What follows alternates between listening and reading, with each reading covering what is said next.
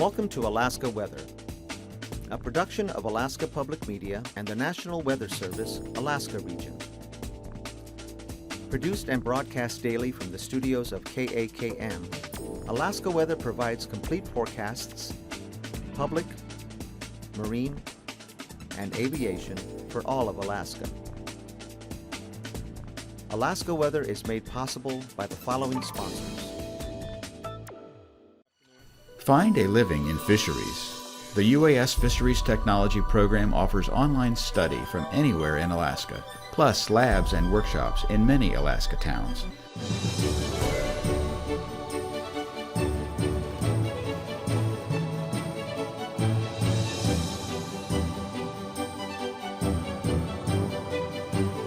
Is most likely a chum. Find your living without leaving where you are. Fisheries Technology from UAS.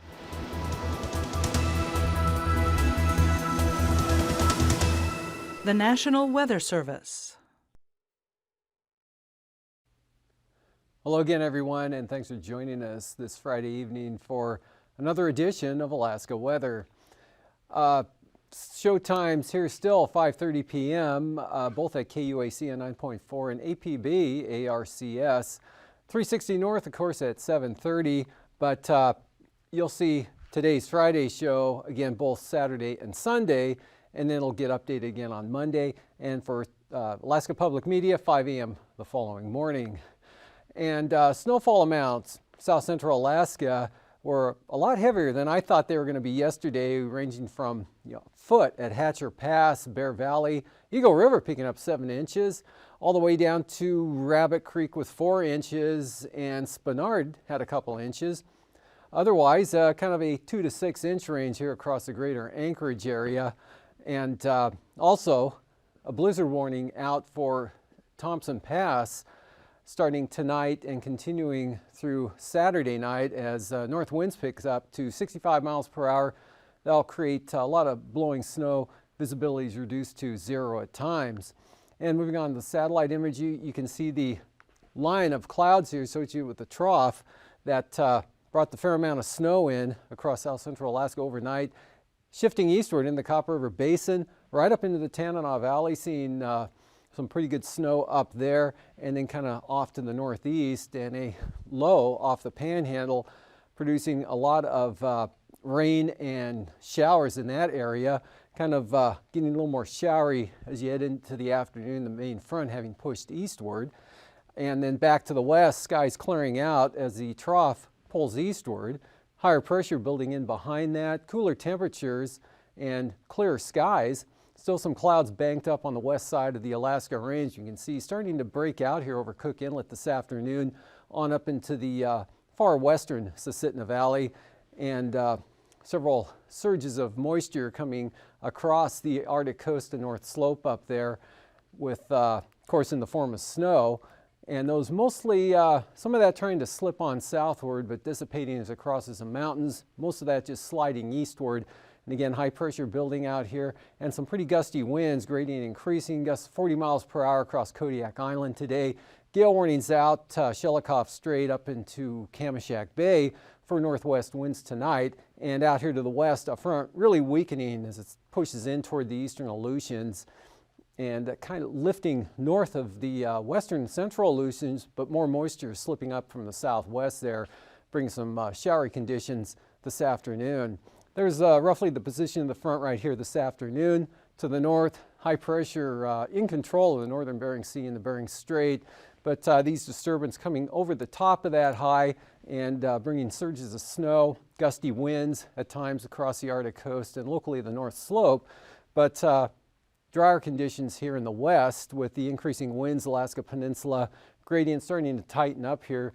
So through the passes of the western Alaska Range down across Kodiak Island, 15 to 30 miles per hour, gusts even higher than that in some of the channeled areas there. And the snow here, South Central Alaska, moving eastward, ending across Cook Inlet, continuing there along the west side of the Alaska Range, but pushing into the eastern Tanana Valley and northward, and a lot of rain and showers down here. Heaviest rainfall amounts over the southern southeast coast last 24 hours. Ketchikan picking up nearly 1.5 inches of rain, and Wrangell had about 1/2 inch as well, and then showers of rain or snow, mostly rain along the North Gulf Coast, and then kind of a mixed precipitation set up there over Prince William Sound. Looking at tonight, again, the whole mess here slipping eastward, hanging on to the eastern Tanana Valley there, say Eagle on down to Tok and Northway, but beginning to get just flurries there around Fairbanks, and then cutting off as you head west and definitely south. Winds increasing north to, well, mostly northerly winds. Picking up pretty good again. Gale warnings coming into the picture for Cook Inlet, down across Ellicott Strait and the Barren Islands, and less in the way of rain and snow showers for the North Gulf Coast, and things beginning to become a little more showery also for the Copper River Basin. Low right off the coast of the Panhandle, that circulating several troughs with enhanced rain and showers as each one moves in. That's going to continue through the night tonight. And out to the west, we have that front kind of actually pulling back a little, redeveloping to about this position here with the main low center still off the chart there, but the winds beginning to pick up across the Aleutians, but the rainfall pretty limited with that at this point. But tomorrow we'll see that pushes eastward, pretty good chance of rain over to about Nikolsky, back to Adak, and then showers back to the west, and quite windy again back toward that low center. Now it's pulled eastward to just northwest of Shemya. High pressure here centered just southeast of Norton Sound, ridging southward across the Alaska Peninsula, so mostly sunny skies across the peninsula there with lighter winds up into the southwest interior, and again pretty windy here across southern Alaska from the Alaska Range eastward into the North Gulf Coast. And again, that blizzard warning out the entire day tomorrow for Thompson Pass there. Even though the snow will have ended, a lot of the new snow will be blown around and picked up. So zero visibility is yet to be driving through that pass here over the next day and a half. And now all the snow just about completely pulled into Canada, and conditions improving across the Tanana Valley. Mostly sunny, light winds, upper Yukon, but westerly flow up here keeping clouds and some areas of light snow that probably can slip on down even into the Seward Peninsula, possibly the Nulato Hills, and that pattern extends all the way up to the Arctic coast. Winds not all that strong up there, but just that westerly flow will keep the showers and clouds in through tomorrow and possibly the next day as well. But look for some sun to break out over Prince William Sound again, but those winds on the increase, and another trough keeps a lot of clouds and showers in across the southeast coast. And for Sunday, that improves, actually a break. A warm front pushes more rain into the southern areas from Dixon Entrance throughout the afternoon. And then this, mostly north of the border, should be north of Skagway. And in between, there should be some breaks here with some sunshine across the central southeast coast. Lots of sunshine here with less wind now, especially south central Alaska, western Alaska Range. Still good grading here across the Copper River Basin. So there'll be some gusty channeled winds with that there along the North Gulf Coast. We got high pressure ridging southward there just west of Kodiak Island. And better conditions up here in the northwest. Now just mostly cloudy, maybe a few light flurries up around the Noatak Valley area. And most of this moisture now north of the Arctic coast, although Barrow could get skiffed with a few flurries during the afternoon, but amounts will be very light. And that front really weakening as it pushes eastward into the area of high pressure at the main low center, actually pulling back to the northwest. And so this is really washing out, pushing slowly across the eastern Aleutian. So it looks cloudy and occasionally wet there for the Fox Islands, but winds, maybe small craft advisory winds in advance of that front, dropping down to 10 to 15 miles per hour behind it. And then looking like west-southwest, 25 knots across the Aleutians with a few scattered showers. Temperatures this afternoon across the southeast coast, mostly in the 40s there, 49 at Annette and 46 Elfin Cove, Skagway up to 51, 49 at Cordova, and 30s here across Cook Inlet, warming to 40 down at Homer, upper 30s Kodiak Island, 35 Talkeetna, 28 over Gulkana, and 20s through the Tanana Valley. Although Tanana was up to 27, then you're into the teens, Bettles, Fort Yukon, Anatuvik, and Arctic coast, again ranging from 21 at Dead Horse to 30 degrees at Barrow and Point Lay, Cape Lisburne up to 33, upper 20s to mid 30s for the northwest areas here in the Seward Peninsula. Nome had 35, 28 in McGrath, 30 to 35 down the lower Yukon and Kuskokwim River Valley areas on out to the Delta. And then there's Macoriac with 39, 36 at Gamble. And for the Bering Sea, Pribilof's lower 40s today, and pretty uniform temperature pattern out over the Aleutians with mid to upper 40s just about everywhere. Lower 40s, Western Alaska Peninsula, cooling into the mid 30s up over northeast Bristol Bay. And for lows tonight, single numbers here, especially where the skies clear out through the north central interior. 20s back to the west along the coast to just a little above freezing there for St. Lawrence Island. Mid-20s western Arctic coast, teens on the east side, and falling a shade below zero there for areas of the Brooks Range, while the Panhandle will be mostly upper 30s to lower 40s. 30s here for the peninsula, mid-40s for the Aleutians. And then highs tomorrow, not much change, go to upper 40s there, and near 40 here for the Alaska Peninsula, Bristol Bay, mid-30s, and teens here, upper teens, 15 to 22. Give it that range there from the Copper River Basin through the Tanana Valley on up to the Brooks Range, where it'll be mostly having trouble reaching 15 degrees, but the North Slope Arctic coast into the upper 20s to possibly lower 30s, and mostly 40s to lower 50s for the Panhandle. Flying weather, good VFR here northeast to southwest, Kodiak Island, Cook Inlet, again improving throughout the day here for Prince William Sound, eastern Copper River Basin areas, and the southeast coast. Looks pretty marginal tomorrow, and then a lot of IFR out here to the west, which by tomorrow afternoon will kind of narrow and really not push all that far to the east, but it'll drop right down across the AKwx area, and then with the precipitation, the ice or the marginal VFR moves into the Nikolsky area, but should stay west of Unalaska. IFR up here now over the central and eastern Arctic coast, southward to the Brooks Range. And for passes, Anaktuvuk looks marginal at times throughout the day tomorrow, as does Adigan. And Lake Clark and Merrill, good VFR, wide open for rainy, and good VFR also for windy. While Isabel could start out marginal, but becoming VFR quite rapidly during the morning. And it'll take a little longer for that more eastern pass there. Mentasta starting out marginal, but will become VFR sometime tomorrow afternoon. And Tanita VFR from start to finish. Portage VFR, Chilkoot and White marginal. Freezing levels at the surface, St. Lawrence Island, right into Bristol Bay and along the North Gulf Coast into the northern Panhandle. And then you're about 4,000 feet warmer here over the central southeast coast. And something of a push, a warm air here ahead of that frontal system out there, 10,000 feet reaching the AKwx area by early tomorrow morning. And as far as icing goes, could be some here over the eastern Aleutians and even some over the central Aleutians, and then some more back towards Shimmy and Attu, mostly above about 6,000 feet, and an area here, won't be solid icing here, but this would be an area to look for it, as well as here across the southern Seward Peninsula and Norton Sound. Mostly above about 1,000 feet there, areas of just be light rime, and that's about it. No icing through the interior. And this stuff exiting off to the east there, southeast coast, a little bit better threat of icing there, mixed icing above about 5,000 feet. And for the jet stream, northwest winds here, high pressure building into the Bering Sea, ridging up quite nicely. Northwest flow at about 90 knots, sailing on down across the southwest interior in Kodiak Island, with the trough now dropping well to the south.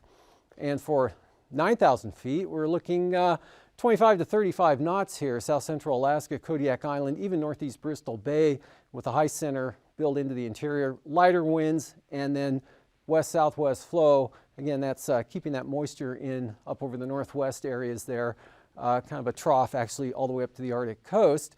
And then a low off the southeast coast, southeast winds at about 20, and that's roughly it. But 40 to 50 knot winds here across the central and western Aleutians, with the strongest winds actually up over the northwest Bering Sea. And at 3,000 feet, we've got 30 to 40 knot winds here from Nikolsky out to Shimia. And the strongest winds look like it'll be north of the Aleutians out in the central Bering Sea at about 50 knots. But still looking at 30 to 40 knot winds out over the western areas. Of course, in the ridge, light winds, southwest 25 in the north side of the high. And then this area of stronger winds, 20 to 35 knots there, North Gulf Coast, Kenai Peninsula, right down across Kodiak Island. And as far as turbulence goes, Look for occasional moderate chop here, western Alaska range, especially for Kamishak Bay, Kodiak Island, and along the Aleutian Range, up across the Kenai Peninsula, especially for smaller aircraft, but with light to isolated moderate chop. Pretty evident tomorrow all the way eastward here to the border, and also central eastern Arctic coast out here over the Aleutians, a small area there, mostly around Atka. And the southern panhandle could be some moderate chop for mostly Prince of Wales Island across Dixon Entrance area there below about 4,000 feet. Pretty smooth up to the north. And after hangar flying, I'll be back with a look at the marine forecasts.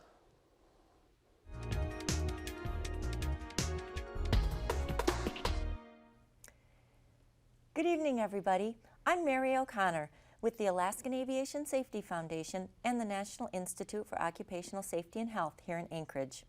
Thanks to Alaska Public Media, and thanks to our viewers for watching Hangar Flying. This evening, we are honored to have on our show Ms. Rachel Alsop. Welcome to the show, Rachel. Thank you very much, Mary. It's a pleasure to be here. Rachel is a commercial pilot who recently started a semi-new job, and we'd just like to spend some time learning about how you got to be interested in aviation and how you got your start. You're originally from Anchorage, correct? Born and raised, yes. And how did you get started in aviation? Well, Mary, as you know, my family owns Dominion Propeller, and I grew up there in the prop shop, sweeping floors, emptying trash, gradually graduating to answering the phones, and then helping my dad with the bookkeeping and sales. So I've always been around aviation. What's the youngest age you remember being there in the shop? We have pictures of me in shopping carts in overalls, like 2 and 3. So definitely from the ground up. So when you were working your way up, did you always know that you wanted to work in aviation, or did you have your sights set on being an airline pilot? What were you thinking? I never wanted to be a pilot. This was never on the horizon. I always wanted to help the family business 100%. And the pilot thing just kind of very naturally happened. So why didn't you want to be a pilot? Well, it was just never, pilots don't make money, and it was a very interesting, different side of aviation, the mechanic side and everything, and that's what I grew up with. I've met a lot of pilots, and they've all been great. And then I decided I should probably learn how to fly so I could understand them a little bit better and to help the business. And I was always very intrigued, and they would come back with beautiful pictures and great stories, and I wanted to experience that a little bit and be able to help them better. So you didn't have any pilots directly in your family? My grandfather. Okay. He was a Wiener mechanic, and then he flew all over the state in little small airplanes. And then my mom started to learn how to fly, and then she started having us kids, and so then it was me. It kind of skipped a generation there. So then how did you get your ratings once you decided you were going to dip your toe into the piloting world? Well, I saved a whole bunch of money, and one summer that was just my goal, and I flew nights and weekends all summer, and that's how I got started. And started the ball rolling, and it was just downhill or uphill from there. So. And did you do all of your training in Alaska? Yes, all in the Anchorage area with a couple different flight schools that some of them are still here, some of them are not. So. Well, that's great. That gives you a very good background for being a pilot in Alaska and in Anchorage. I thought so. I think so. So do you fly for fun? Any chance I can get in an airplane, I'm there. And can you tell us what your favorite type of flying is? Do you prefer instrument flying or a good VFR day or floats? If I'm in an airplane, that's my favorite kind of flying, and any airplane I'm flying is my favorite at the time. So I'm not real picky as long as I'm in the air. You don't discriminate? No, no, I'm a happy camper as long as I'm in the air. Do you have a favorite type of airplane to fly? Whatever airplane I'm in. And what are you flying now for your job? Mostly 207s. And those are on wheels? Yes. Yep. And you're enjoying that? Love it. And that's mostly VFR? Yes, it is only VFR. So right Okay. now, and I enjoy it a whole lot. And do you foresee staying doing this job? Do you have any plans to move up and move out, anything bigger or faster? Not at the moment. Right now, possibilities are endless right now. I just have to make up my mind what I want to do.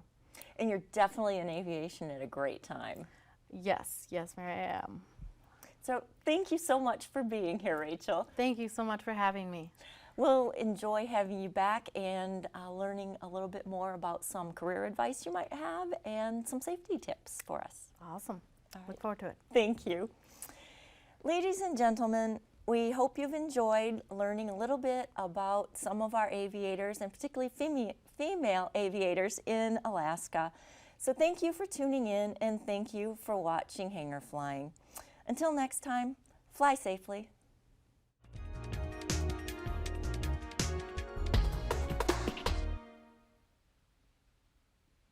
Welcome back. For Lynn Canal, north winds 20 knots tomorrow. Lighter winds through the central inside waters, mostly out of the northeast, and then we've got southeast winds at 25 for Clarence Strait. Same forecast here along the south coast, but seas 9 to 11 feet there. Then turning east and a little stronger for the central coast. Small craft advisories, 30-knot winds, and then dropping back to 20 knots to the north. And for Sunday, no change there for Lynn Canal. Northeast 20 for Stevens Passage, southeast 20 for Clarence Strait. We've got small craft advisories now along the south coast, 25 knots with 9 to 10 foot seas, and 20 knots out of the northeast for the north side. Prince William Sound, small craft advisories, north 25, much higher gusts though out of bays and passes, and small craft advisories, Cook Inlet with gale force gusts, and northwest gales here actually for Kamishak Bay. May fall back to 30 knots late tomorrow afternoon, but definitely full gales right across the Barren Islands, 40 to 45 knots, 40 knots Kodiak, 25 knots Shelikof Strait. And for Sunday, much lighter winds in store for most areas, northwest 15 to 20 blowing across Kodiak, and 20 to 25 now for the Barren Islands to Kamishak Bay. Cook Inlet, north 15 to 20 knots, and lighter winds also in the forecast for Prince William Sound, as well as the North Gulf Coast, northeast 15 to 20 for Sunday with 5 to 7 foot seas. And for Bristol Bay, north 20 tomorrow and northeast 15 here on the Bering Sea side of the peninsula. While the Pacific side, you're looking at north winds at about 20, and starting out gales here tomorrow morning, falling back to 30 knots throughout the day into the afternoon hours from Castle Cape to Sitkinak. And then much lighter winds, actually reverse direction, so becoming variable, and then swinging around to the southeast in the afternoon on Sunday at 15. Light winds for Bristol Bay, small craft advisories for stronger southeasterlies there for the Alaska Peninsula. And out in the Aleutians, on the east side, Fox Islands, southeast 20 to 25 knots, and those small craft advisory level winds increase here to about 30 for Adak and Atka with 12-foot seas. And then west of Adak, we've got gales, 35 increasing to 40 knots out towards Shimei and Attu, where the seas will be 23 feet. Then on Sunday, things turn southwest here across central and western Aleutians, 25 knots, coming down to 20 to 25 for Adak and Atka, 12-foot seas. Lighter winds now, that front pushing right into this area by the afternoon, so southeast 25 ahead of the front, behind it down to 15 to 20. And for the southwest coast, for St. Lawrence Island, west winds 20 to 25 knots, depending on your location up here. And otherwise, we're looking at southeast 35 knots for St. Matthew Island, right down across the Pribilofs, and kind of a more variable wind condition here for the southwest coast. But then on Sunday, southeast 30 there, right across Nunivak Island, 35-knot gales coming into St. Lawrence Island, and good gales here for the northern Bering Sea and St. Matthew Island. They're especially to the west, where they may be 45 knots. And for the Pribilofs, southeast 30, 15-foot seas.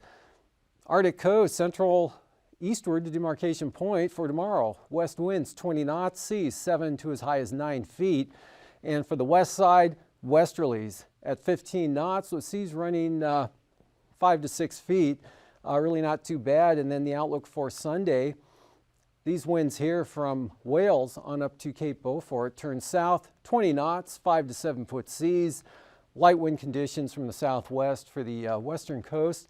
And the central coast, southwest 15, actually here from the central coast eastward, southwest 10 to 15 knots, so laying down pretty good, seas 3 to 5 feet. And for tonight, we've got a trough up there, again, westerly flow north of this high center, keeps surges of snow and occasionally a pickup in the winds there going on especially the Arctic coast and to a lesser extent the North Slope. But moisture will be pushing southward there, and look for some marginal VFR across the north side of the Berks Range. Otherwise, pretty good conditions, cooler, chillier temperatures, again falling to near a little below zero in some areas, and quite windy here, south central Alaska as the snow pushes eastward. And with those winds come a blizzard warning for Thompson Pass starting sometime tonight and continuing through 1 a.m. Sunday morning for near zero conditions, gusts to 65 miles per hour. It stays wet over the southeast coast and on the breezy side. Otherwise, light winds here under the high center of the eastern Aleutians and a front out west with some wind and rain with it. Again, pushing eastward tomorrow, and rain not particularly heavy with that, spreading in toward Nikolsky, more showery behind it. And that westerly flow keeping clouds and showers in over the northwest part of the state. Sunshine here into the Tanana Valley, southward across south central Alaska, gusty north winds, and again up to 65 miles per hour in channeled areas here in the North Gulf Coast, Copper River Delta. So that should keep the showers mostly off the coast. And Sunday looks sunny. These forecasts are to be used for planning purposes only. Call 1-800-WX-BRIEF for a formal pre-flight briefing. Always file a flight plan before you go flying. The U.S. Coast Guard Auxiliary urges you to leave a float plan with a friend or the harbor master before you go boating. Alaska Weather is made possible by the following sponsors.